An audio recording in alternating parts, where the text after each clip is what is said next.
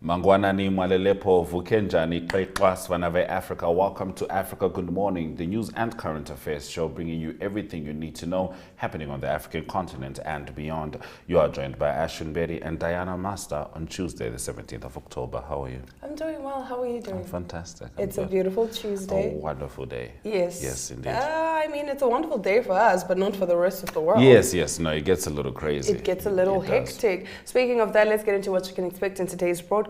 Disasters caused $3.8 trillion in crop losses over 30 years. Uganda and DR Congo agree on visa-free travel. And rights groups say Gambia is in danger of legalizing female genital mutilation. We'll also be bringing you news from Zambia a little later on in the show with Mike Sichula. For now, we'll take a quick ad break and return with our top stories. We are so excited to be kickstarting your morning with entertainment. Everything was happening during this past weekend. Yes. Exciting news. Wow, no, she was killing it already. In my opinion, I don't see anything wrong with him serving the full term. As well as keeping you informed on the issues that you need to know happening in and around our country.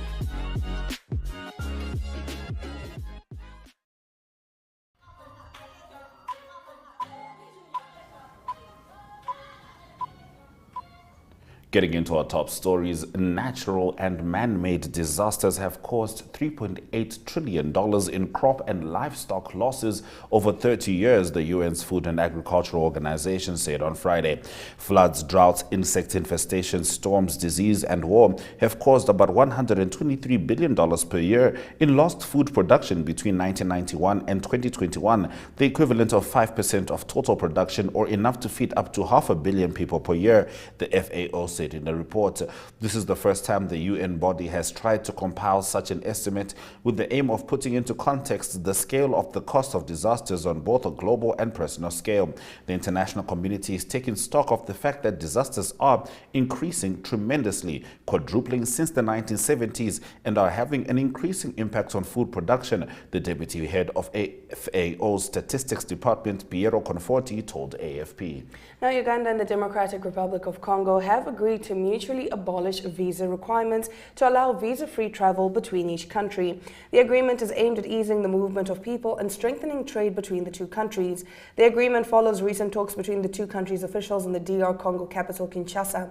Uganda's President Yoweri Museveni has for months been advocating for visa-free entry between the two countries. Crossing in East Africa should be cost-free. You pay for a visa when going to America or Europe, but a visa to DR Congo, that is rubbish. If that is the case, I have removed it, President Museveni said last December when he launched the Mpondwe one-stop border post at Uganda's border with DR Congo. In August, 3 women were each ordered to pay a fine of $15,000, the equivalent of about $4,300 Namibian, or serve a year in jail after they were found guilty of practicing female genital mutilation in the Gambia. The sentence against Mbaya Sinfati, 95, the circumciser, Nano Jalal and Khadija Tol Jalal, the mothers of the circumcised girls, sparked a national debate that rights groups now fear is headed towards the effective legalization of FGM.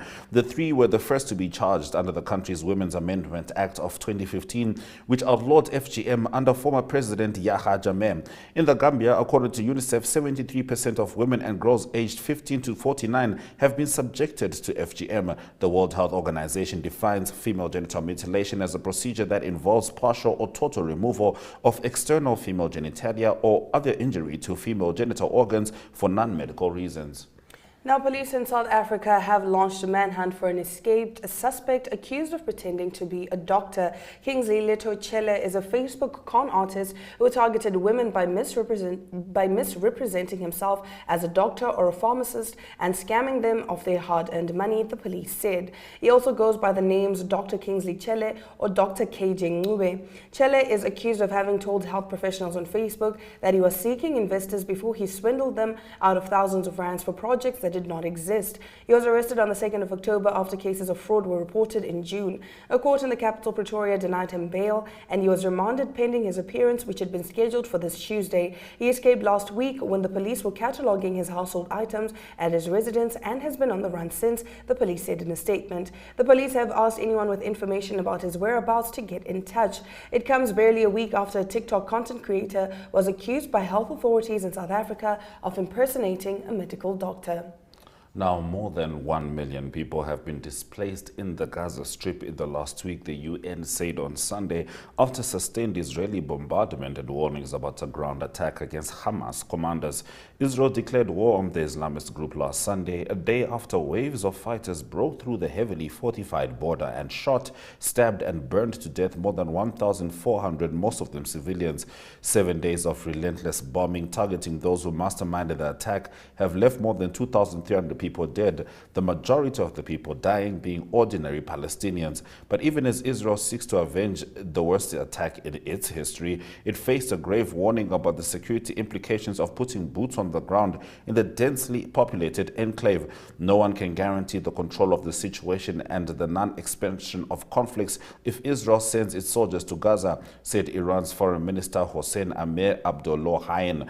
Those who are interested in preventing the scope of war and crisis from expanding need to prevent the current barbaric attacks against citizens and civilians in Gaza.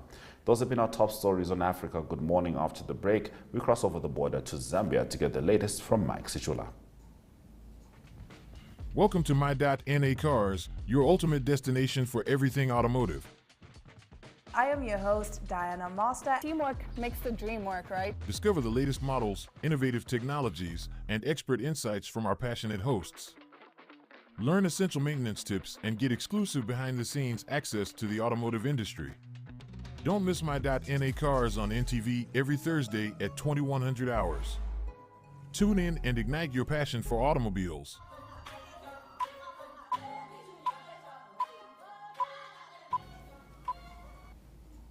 Now, in some latest news from Zambia, medical supplies worth 24 million have arrived in Zambia in a bid to address the shortage of medicine in public health facilities. Here to bring us the story and more is Mr. Mike Sichula. Good morning, Mr. Sichula. Africa, good morning. Yes, indeed, Diana, you've rightly put it. The Egyptian government has delivered the first batch of medical supplies procured at the cost of 24 million United States dollars. So this is coming on the backdrop where most public health facilities were hit with erratic supply of medicine. Patients were being returned, given prescription and to buy from private pharmacies. But from this delivery of the first batch, it is expected that the normal medical supplies in public facilities is going to improve.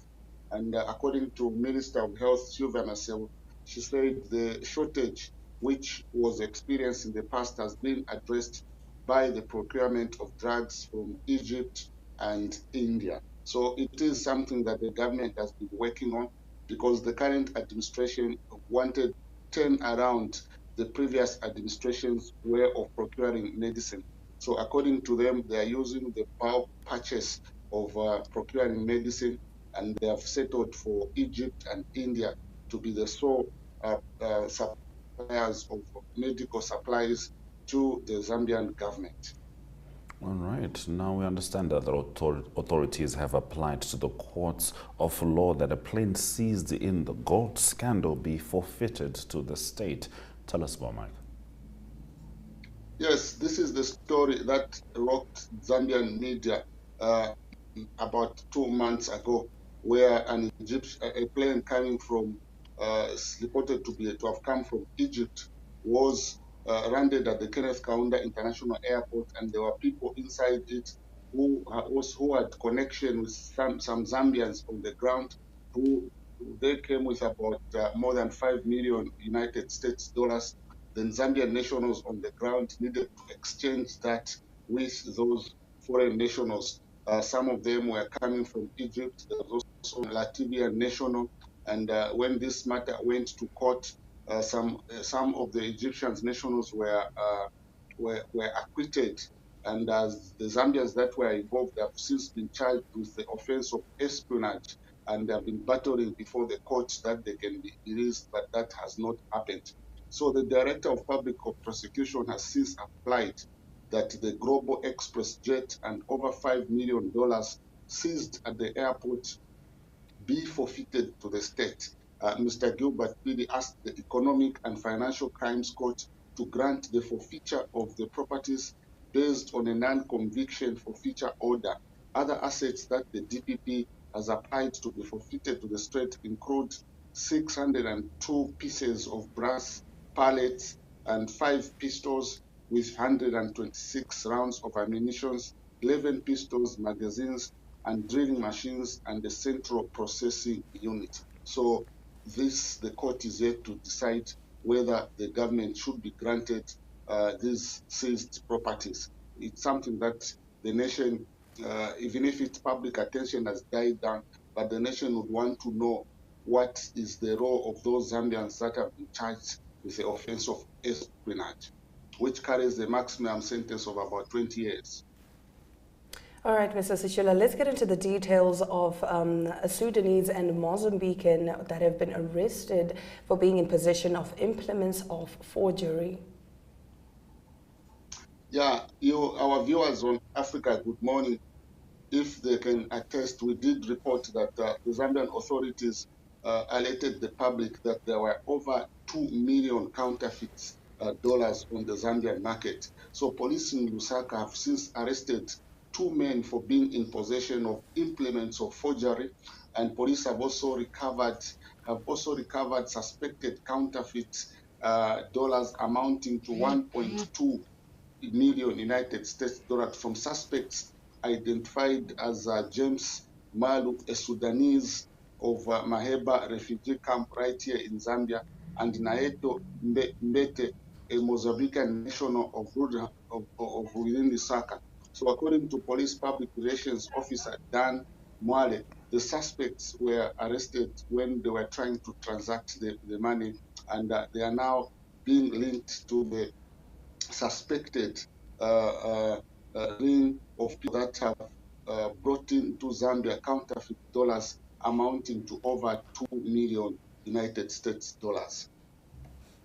All right, and finally, Zambia has reached an agreement with official creditors paving way for debt treatment completion. Tell us about this, Mike, as concisely as possible. Yes, this is what the current administration has been battling with to ensure that there's debt restructuring. So according to the Minister of Finance, he did announce that a memorandum of understanding has been agreed with official credit committee on the comprehensive debt treatment in July 2023. So he was speaking to the media after he attended the annual meetings of the IMF and World Bank that took place in Marrakesh, Morocco. So Zambia owes has over about 6 billion United States dollars that it owes to China, then also about 10 billion United States dollars owed to different Western African nations and the like. So it is something that now it is setting a tone as to how much the Zambian government has agreed with individual creditors on how it is going to pay. Even in the 2024 national budget, the government of Zambia has indicated a reduction in how it is going to pay foreign debt. So we are expected to now be given detailed information as what they have agreed with China, what they have agreed with France, what they have agreed with these individual countries that Zambia owns. All right, we'll certainly be looking forward to an update on that and other stories. Thank you very much, Mike, for bringing us the news stories from Zambia. Thank you very much, Africa. Good morning. Now we'll take a look at the weather predictions before we return with our economic news.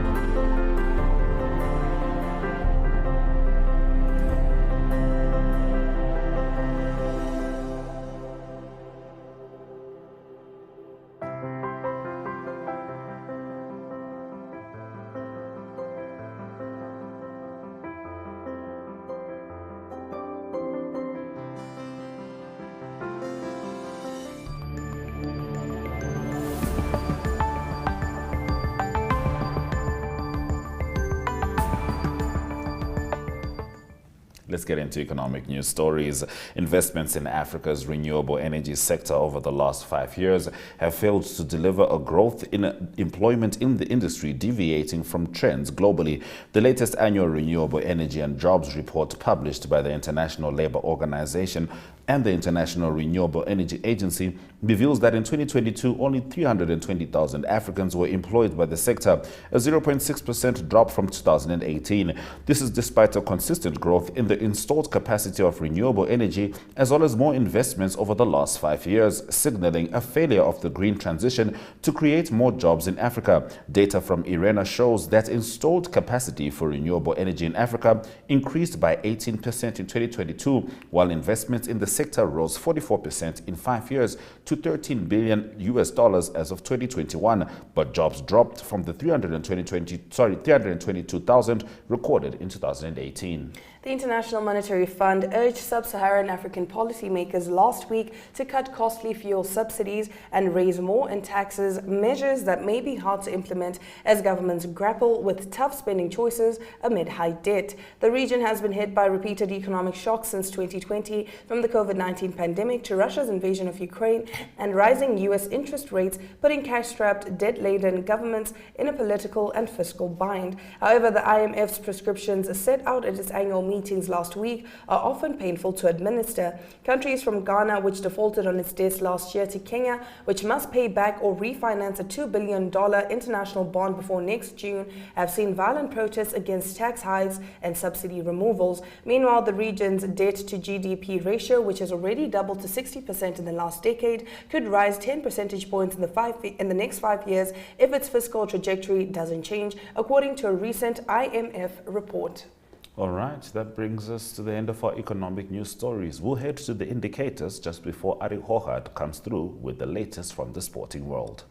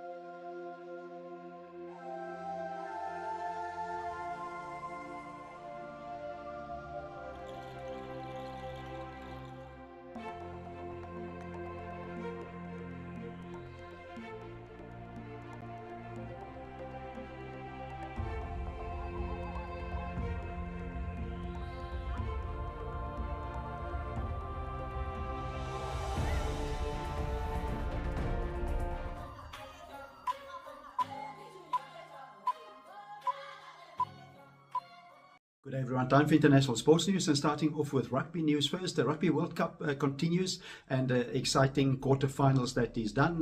It is the semi-finals that will be played this coming weekend, and it is the new world rankings that also came out, that is after the results of the quarterfinals the past weekend.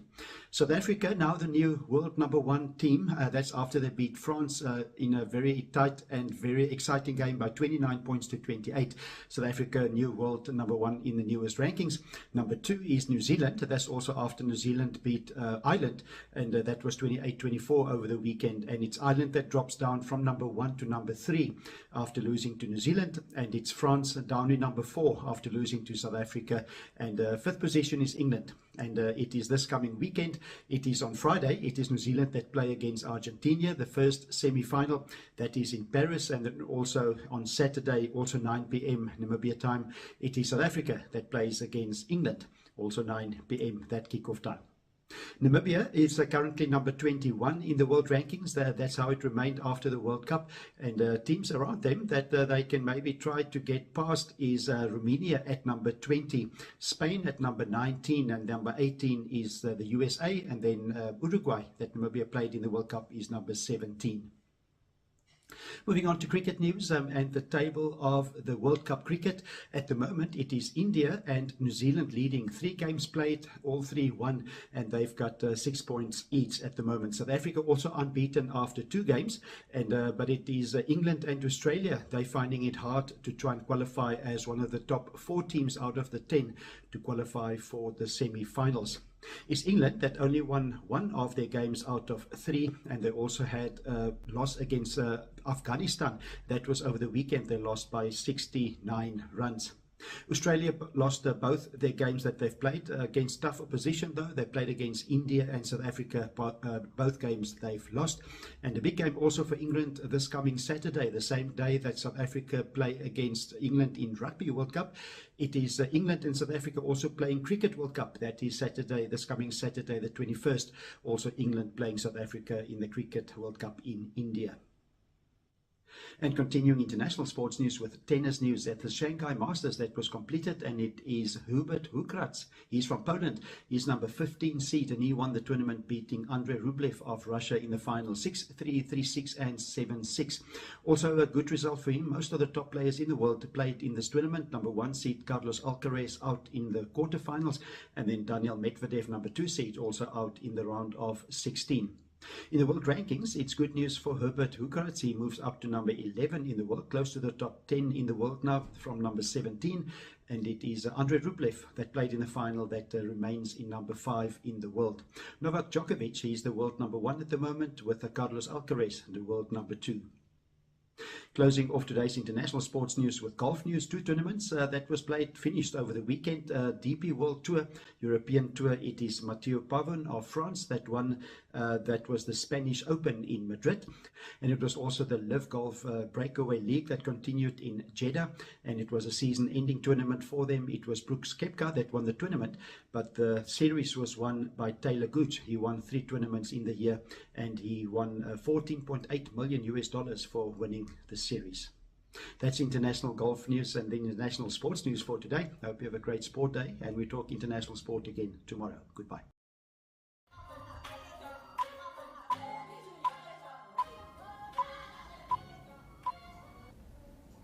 And that brings us to the end of our broadcast. But before we say goodbye, let's take a look at the highlights from earlier on.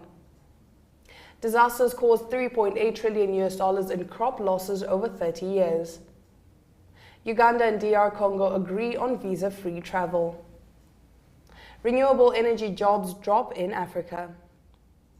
Those have been our stories on Africa Good Morning. Still 3 days of bringing you pertinent news from Africa and beyond. So do make sure you continue to join us on DSTV 285, GoTV 25, 1up2.com, and on Namibia Media Holdings social media platforms. From the wonderful Diana Master and Ashwin Berry, Soda Jaganaka.